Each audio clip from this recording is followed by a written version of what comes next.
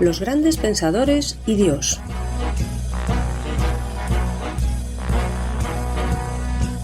¿Qué pensaban acerca de Dios las grandes mentes que nos han legado su saber?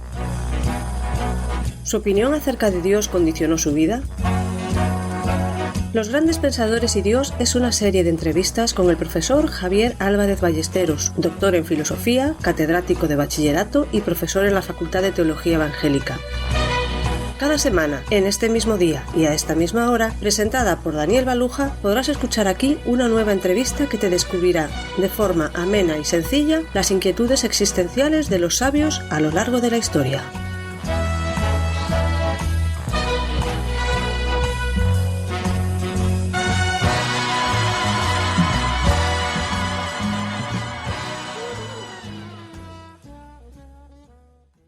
Hoy hablaremos de uno de los padres del ateísmo contemporáneo. ¿Quién lo diría en este programa? Se trata del alemán Ludwig Feuerbach, quien influyó mucho en el pensamiento de Marx y también en el de Wagner, el compositor favorito de muchos alemanes. Recibamos a nuestro profesor. Bienvenido, Javier. Pues muchas gracias. En este programa, Grandes Pensadores y Dios, tiene mucho sentido hablar del ateísmo. Pues yo creo que si queremos establecer un diálogo con los que piensan diferente de nosotros, con los que no creen en Dios, pues es importante conocer lo que piensan. ¿Cómo vamos a dar una respuesta si no conocemos el pensamiento opuesto al nuestro, ¿no? ¿Cómo rebatir si no se conoce la postura ajena? Hay una cita de Proverbios que a mí me parece muy bonita, que es Proverbios 18:13. Dice: al que responde palabra antes de oír, le es fatuidad y oprobio. Un diálogo es,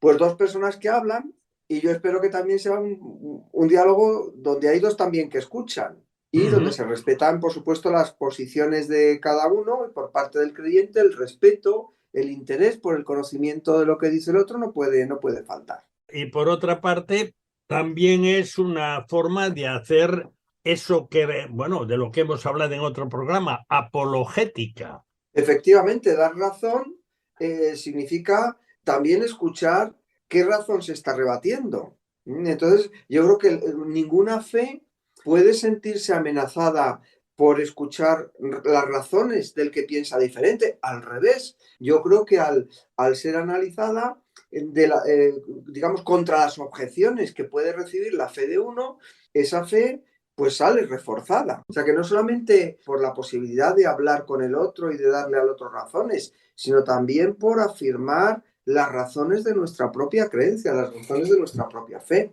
Bueno, entonces, situémoslo un poco en su época.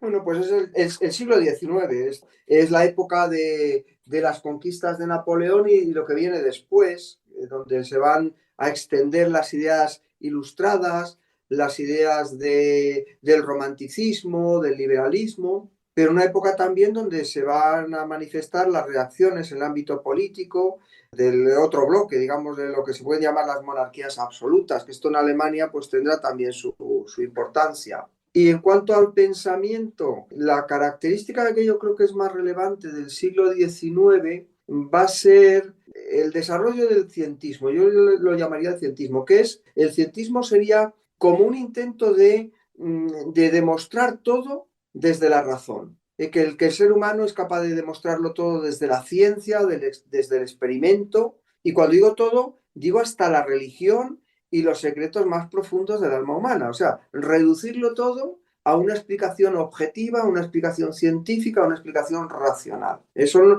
digamos, los coletazos últimos, la herencia del periodo aquel del final del siglo XVIII, que era la Ilustración. Bueno, en todo caso, los grandes pensadores piensan acerca de todo lo que se les pone por delante o lo que les llama la atención. ¿Cómo fue la vida de Feuerbach?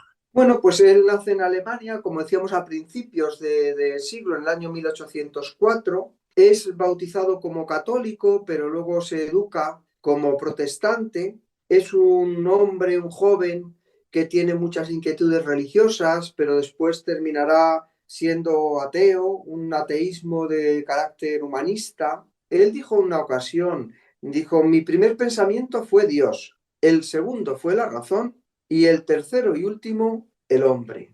Es en fin, un pensador, como tú decías, los grandes pensadores piensan, pues este fue un gran pensador. Luego, pues también falleció en Alemania en el año 1874. Es un hombre que vive en pleno siglo XIX. Bueno, entonces vamos acercándonos y creo que este es un programa muy importante para los seguidores de esta serie porque nos va a situar del otro lado y eso siempre es importante tenerlo en cuenta. ¿Cómo elaboró él y escribió acerca de ello el primer pensamiento acerca de Dios? Veíamos que él había nacido en una familia católica, pero después pues, se hacen protestantes. Y él tenía esa inquietud religiosa que le llevó incluso a querer ser pastor. Y se va a estudiar teología en Heidelberg, que era una ciudad alemana muy, muy importante, pero sus estudios de teología le decepcionan enseguida.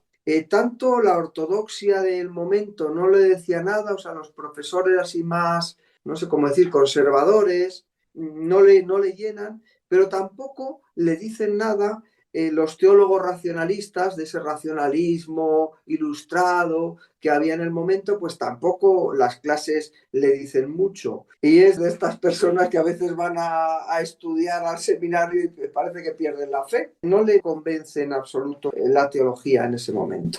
Y entonces toma otro rumbo. Esto que dijo él, ¿no? Que su primer pensamiento fue Dios, pero que luego su segundo pensamiento fue la razón. Él cambia de rumbo y se va a estudiar a Berlín con Hegel, que era el autor de moda en ese momento. Escucha las lecciones de Hegel. Hegel parece que era un gran profesor, en el sentido de que era un gran orador, todo el mundo iba a sus clases. Y Feuerbach, que por cierto era en ese momento, y yo creo que a lo largo de su vida, un hombre más bien tímido, muy, muy introvertido, diríamos hoy, una vez incluso habla con Hegel y nos deja este testimonio. Dice, yo supe lo que debía y quería hacer. No teología, sino filosofía. No desvariar y fantasear. Ahí vemos ese cambio que ahí se está operando en él. No desvariar ni fantasear, sino aprender. No creer, sino pensar. Y entonces, digamos, el teólogo se ha convertido, o el estudiante de teología en Berlín se ha convertido en un filósofo originariamente hegeliano, impactado por Hegel, pero que también se va a decepcionar de Hegel y va a inclinarse por un grupo de discípulos de Hegel, que es lo que se conoce como la izquierda hegeliana. Es decir, que como pensador, Feuerbach va a ser un pensador hegeliano, pero de izquierdas. Lo que está claro es que este hombre pensaba, es decir, razonaba, que llevó a Feuerbach al ateísmo. Hans Kuhn dice que el hegeliano se volvió ateo, o sea, el filósofo, el pensador, de darle tantas vueltas a las cosas, se vuelve ateo. Y en cierta ocasión, es curioso, Feuerbach le escribe a su hermana y le dice una cosa que suena tremenda, dice, vivo en olor de ser un tremendo incrédulo, un ateo, más aún, el anticristo en persona. Esa izquierda hegeliana le ha ido decantando mucho hacia el lado de la negación de Dios, pero en mi opinión, fíjate, más que la negación de Dios, aunque también, es decir, por esto que le escribe a su hermana, muy, muy creyente no era, ¿no? Pero más que la negación de Dios, lo que hizo Feuerbach es volver su interés, su pensamiento, dirigirlo hacia la antropología. Esto es importantísimo, es decir, al estudio del hombre. En filosofía hay muchas ramas, pues el estudio del ser, de la ética, por medio del estudio del deber, de la libertad, la cosmología, la ontología, la lógica, el conocimiento. O sea, hay montones de ramas de la filosofía. Pero la rama que le interesa a Feuerbach es la antropología, el estudio del hombre. Y es que desde aquí, desde el estudio del hombre, desde el estudio de lo que es la humanidad, Feuerbach va a explicarlo o va a intentar explicarlo todo. Y por eso es un humanista. Y su ateísmo será humanista porque toda la explicación parte del ser humano. Yo no, estoy convencido y seguro que tú también porque has estado mucho más en ese ramo, que debemos muchísimo, que no siempre se reconoce a los grandes pensadores. Les debemos muchísimo porque han andado un camino que nosotros debiéramos andar un poco todos, que es pensar. Y ahora mismo, además, lo de pensar está desterrado. Así que tenemos una deuda con todos. Eso no quiere decir que estemos de acuerdo con todos, pero es el camino. Sí, efectivamente, ¿no? Y, a ver, los seres humanos pensamos todos. Lo que pasa es que, y a veces pensamos sobre cosas importantes, lo que pasa es que una cosa es pensar y otra cosa es pensar bien. Entonces estos que llamamos grandes pensadores, a los que le dedicamos este ratito, lo que hacían es que pensaban bien. O sea, las cosas que plantean, uno puede no estar de acuerdo con ellas. Es decir, uno puede tener una discrepancia importante respecto al pensamiento de cualquier otro. Pero al analizar las razones que se dan en contra de lo que uno mismo piensa, si esas razones son profundas, si esas razones son interesantes, pues hombre, le hacen a uno descubrir cosas que o bien le hacen cambiar de opinión o bien le reafirman en su propia creencia, pero para reafirmarse su propia creencia ya ha sido después de haber combatido, después de haber entendido y después de haber rebatido esas razones que se dan en contra de lo que uno puede pensar. Entonces sale uno, yo creo que más convencido, y cuanto más grande es el pensador, pues eso nos enriquece, y más nos enriquece cuanto más profundo sea el pensamiento. O sea, los contrarios nos ayudan a reforzar las raíces propias. Efectivamente, más que ver cuando hablamos con una persona, ver a un enemigo, yo creo que lo que tenemos es delante a alguien que es como nosotros. Y por eso es tan bonito y tan interesante el intercambio de ideas, que es algo que yo creo que hoy día se está perdiendo. Se hacen debates muchas veces en el suelo, en el terreno de las emociones, pero nos dejamos mucho en el camino, porque las razones objetivas que se dan para las cosas yo creo que tienen mucho interés y mucho que ofrecernos. Por lo que tú apuntabas antes, la cuestión del hombre, la antropología, fue para Feuerbach la base de su filosofía. Entonces, ¿cómo concebía al hombre para colocarlo en el centro de su filosofía? Feuerbach considera que el hombre, en cuanto a su origen, en cuanto a su naturaleza, todo se explica por el aspecto corporal. ¿Sí? Todo se explica de una manera natural, lo que es el ser humano. La naturaleza, dice Feuerbach, que ha logrado en el hombre la mayor perfección. O sea, lo más grande que ha creado la naturaleza, que ha producido la naturaleza, sería el ser humano. Dice Feuerbach en uno de sus libros, dice, la religión descansa en la diferencia esencial que existe entre el hombre y el animal. Y dice lo siguiente, que a mí me parece muy llamativo, dice, los animales no tienen ninguna religión. O sea, que una de las cosas más grandes que hace el hombre es crear la religión. El hombre tiene una vida, perdón, el animal tiene una vida solamente sencilla, tiene una vida muy simple. El hombre, en cambio, posee una doble vida. Para el animal solamente hay un aspecto exterior. El animal está en el medio, interacciona con el medio, pero el hombre, para Feuerbach, esto lo destaca mucho, frente al animal, tiene un aspecto de interioridad. El hombre tiene vida interior y vida exterior. El hombre piensa, es decir, el hombre conversa consigo mismo. Tenemos ese diálogo no solo con los demás, sino que también dialogamos con nosotros. Entonces, Feuerbach analiza mucho al ser humano y a diferencia de lo que es la pura animalidad, aunque es solamente un producto de la naturaleza, es un producto de la naturaleza especial. El ojo humano, por ejemplo. El ojo humano no mira solamente los árboles y las piedras y el camino. El ojo humano, enfatiza Feuerbach, se levanta hacia el cielo, mira las estrellas. Es decir, el hombre aspira solo con su mirada, solo con su cuerpo, a la grandeza. Y además el ser humano es otra cosa muy interesante, porque claro, los racionalistas ilustrados y los ilustrados habían visto al hombre mucho desde la razón, pero para Feuerbach el hombre también es alguien que se emociona. Hace poco hablábamos de Pascal en uno de los programas, pero el hombre en Feuerbach se emociona, siente. La música, por ejemplo. ¿Por qué nos emociona? Porque es la voz, dice Feuerbach, de nuestro propio corazón. Es el sentimiento que habla al sentimiento. Fíjate qué definición más bonita da de la música. Dice, la música es un monólogo del sentimiento. Me preguntabas por qué es el hombre. La esencia del hombre consiste en, podríamos decir, mirar al cielo, reflexionar sobre sí mismo y captar lo infinito en el corazón, en el sentimiento. Es interesante porque de todas formas esa percepción de que el ser humano, aunque físicamente funciona como los demás animales, la percepción de que está muy por encima de los demás animales es el punto de partida para explicar la imagen y semejanza de Dios en el hombre. Este podría haber sido el camino que hubiese recorrido Feuerbach. O sea, cuando Feuerbach habla tan maravillosamente de esas características extraordinarias del ser humano que nos diferencian de los animales, uno dice, a ver, ¿esto de dónde sale? Y como creyentes nosotros vemos que es obvio, tiene una explicación, es que somos imagen de lo más grande, que somos imagen de Dios. Y entonces Feuerbach podía haber ido por ese camino, pero es que hay un prejuicio grandísimo que viene con la ilustración y con todo esto que decíamos del cientismo, que es distinto al cientismo que la ciencia. O sea, la ciencia es un conocimiento objetivo de la realidad, pero el cientismo es el que cree que todo se explica desde la ciencia y que todo además tiene una explicación natural. Y claro, la idea de Feuerbach, el punto de partida es que el ser humano es naturaleza, es cuerpo, y yo creo que esto le imposibilita seguir esa otra vía que podría haber discurrido de otra manera, que es entender que el ser humano es reflejo de algo que es superior a él. Entonces, ¿cómo coloca él a Dios en su pensamiento?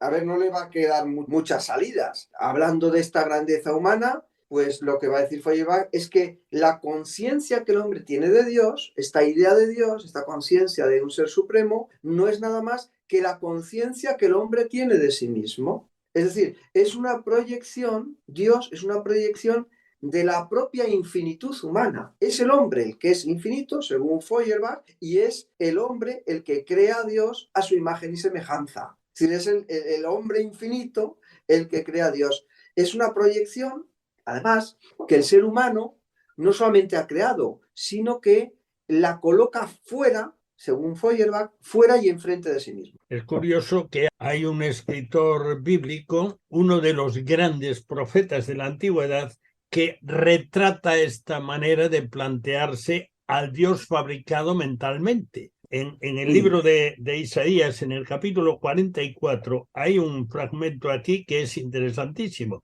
Dice, los formadores de imágenes de talla, todos ellos son vanidad, y lo más precioso de ellos para nada es útil. Ellos mismos son testigos para su confusión de que los ídolos no ven ni entienden. ¿Quién formó un dios o quién fundió una imagen que para nada es de provecho? He aquí que todos los suyos serán avergonzados, porque los artífices mismos son hombres. Todos ellos se juntarán, se presentarán, se asombrarán y serán avergonzados a una. El herrero toma una tenaza, trabaja en las ascuas, le da forma con los martillos y trabaja en ello con la fuerza de su brazo. Luego tiene hambre, le faltan las fuerzas, no bebe agua, se desmaya. El carpintero tiende la regla, lo señala con almagre, lo labra con los cepillos, le da figura con el compás, lo hace en forma de varón, a semejanza de hombre hermoso para tenerlo en casa. Corta cedros, toma ciprés y encina, que crecen entre los árboles del bosque, planta pino, que se cría con la lluvia. De él se sirve luego el hombre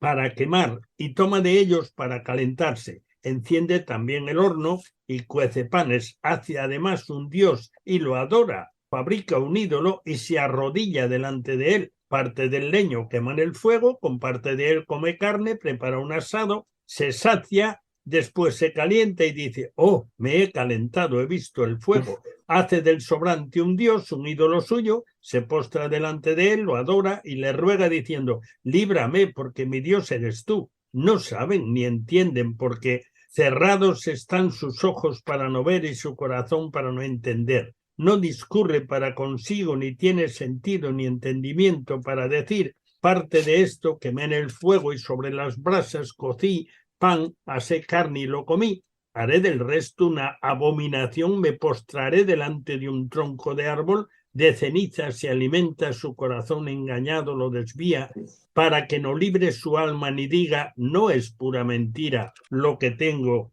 en mi mano derecha. Esto que dice Isaías, pues seguramente tiene bastante relación con el pensamiento de este eminente pensador, que no cabe duda que lo es, no cabe duda. Claro, Feuerbach está diciendo que lo que hace el ser humano es crear Dios o dioses a su imagen y semejanza. Es más, incluso dice una cosa muy interesante, que es que si nosotros vemos al ser humano, viendo a los hombres concretos, vemos cómo es el Dios en el que creen. Es decir, que explicamos a Dios a partir de la psicología humana. Es decir, una persona que es desprendida, que es generosa, tendrá un Dios que es desprendido y generoso. Una persona que es estricta desde el punto de vista moral, un legalista, pues ¿qué tendrá? Un Dios legalista, un Dios inflexible. Una persona que es amable, cariñosa, generosa, pues tendrá el Dios de amor, el Dios que todo es bonito. O sea, y esto es lo que está diciendo Feuerbach, que el ser humano saca a dioses de su propia interioridad. Ahora, esto no es nuevo, esto es el texto que nos has leído, donde nos está hablando ni más ni menos que de la idolatría. Y el texto de Isaías es muy bonito porque nos dice lo vano que son los dioses. Pero una cosa es, y son los dioses, y ya esto está en la Biblia, en el Antiguo Testamento, o sea que ya hace un ratito que se escribió. Una cosa es la vaciedad de los ídolos que el ser humano construye, y de la misma manera que hay ídolos de madera, hay ídolos también del espíritu, y el ser humano continuamente los fabrica. Esto, Feuerbach, lo siento por ti, no es un invento nuevo, pero eso no tiene nada que ver con el Dios verdadero. ¿Que todos intentamos hacernos una imagen, un Dios a nuestra imagen y semejanza? Sí, pero ¿qué tiene que ver eso con la existencia de un Dios auténtico, de un Dios que precisamente lo que hace es denunciar la vaciedad de nuestros intentos, muchas veces por llegar a Él, porque no damos para alcanzar su gloria, ni su gracia, ni su majestad?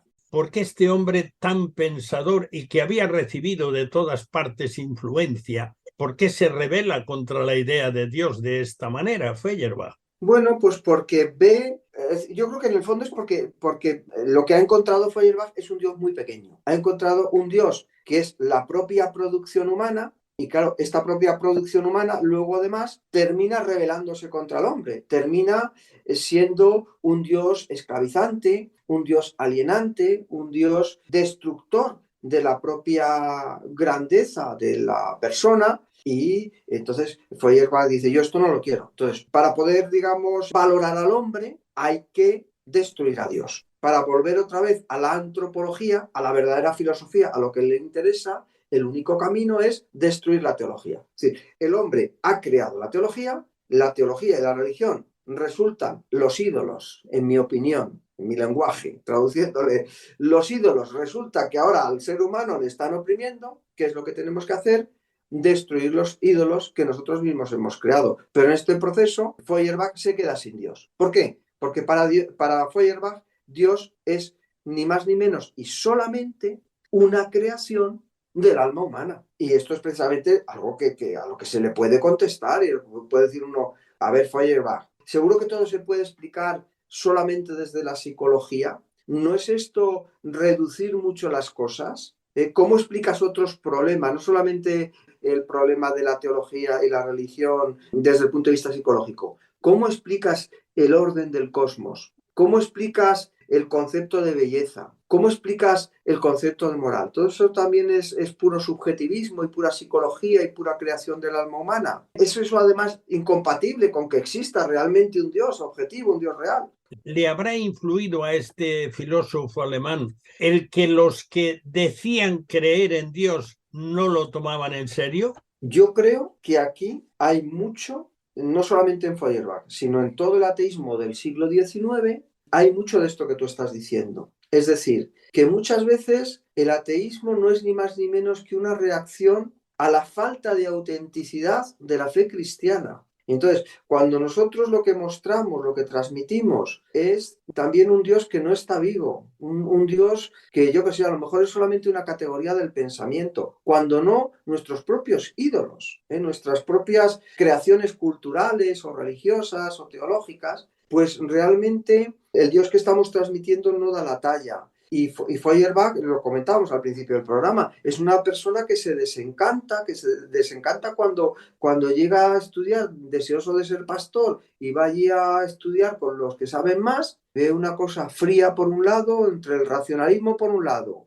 y por otro lado una ortodoxia irracional, dogmática, fría, sin crítica, se ve entre esos dos polos y él se decepciona. No quiero decir que la causa del pecado de uno esté en los demás, ¿no? Pero que eso ayuda muy poco. Entonces, es una reacción a la búsqueda de algo que sea más auténtico. Ahora, si esa búsqueda de algo más auténtico, en lugar de proyectarnos la mirada hacia Dios, la proyectamos como hace Feuerbach, hacia nuestra propia interioridad, pues llegamos a pensamientos como el de Feuerbach. Al principio del programa creo recordar que tú, de todas formas, sí que has salido a lo largo de él, que es importante conocer el pensamiento de los ateos, de los que discuten, se oponen a Dios, dicen no creer en él, para poder de alguna manera debatir con ellos. En el momento actual, desde una perspectiva cristiana, ¿cuáles serían las bases para discutir, rebatir la postura del ateísmo humanista que tiene este hombre, por ejemplo? Bueno, pues en primer lugar, yo diría que algunas de las cosas que dice Feuerbach son interesantes, como por ejemplo que el hombre produce ídolos y demás, eso me parece que es muy interesante. Ahora, yo en un diálogo sincero con una persona que piensa de esa manera le diría, porque nosotros deformemos la idea de Dios, ¿quiere decir esto que Dios no existe?